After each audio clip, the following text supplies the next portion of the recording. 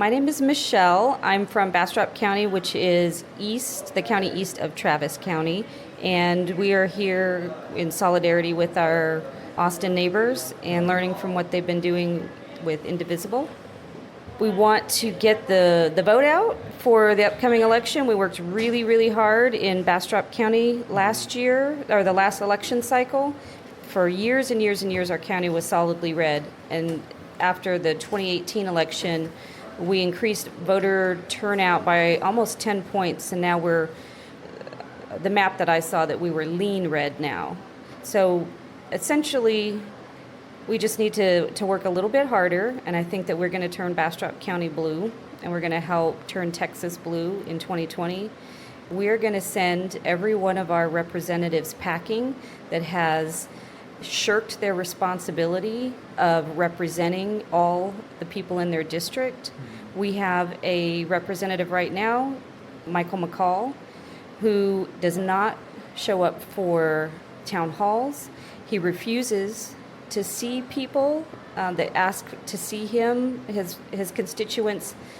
The Indivisible groups have been meeting with staff in his office for over 2 years, and recently they even stopped those meetings.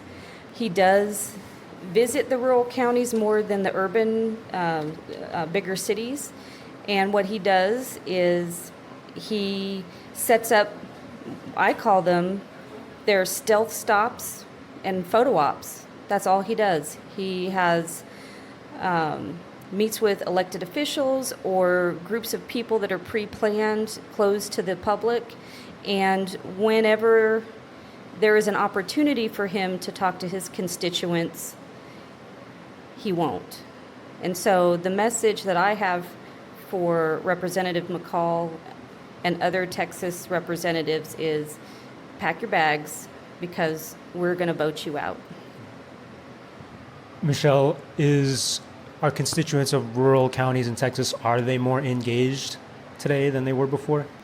Absolutely. People are talking with each other now. They, at least in our county, it went from having the secret handshake and, being excited to meet somebody else that, is either a Democrat or a liberal or a progressive. There's a wide range of different ideologies, not necessarily Democrats, but people who are absolutely not going to vote Republican because the Republican agenda does not talk to our needs in the rural areas. Our hospitals are closing.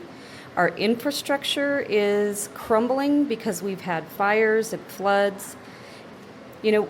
Largely our populations in the rural area are elderly, and without, hospital care, access to good medical care, primary physicians, those folks either have to drive a long ways to get to treatment or they're going to go without.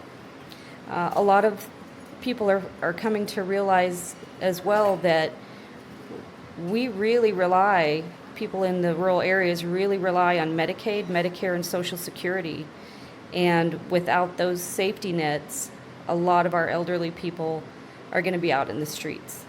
So I think people are starting to realize what's at stake. Also, public education, that we don't have the option of private schools unless it's a parochial school. So we have to fund public education. Okay, thank you. It's a lot. Yeah, no, I'm sure you have lots of concerns, as do we all.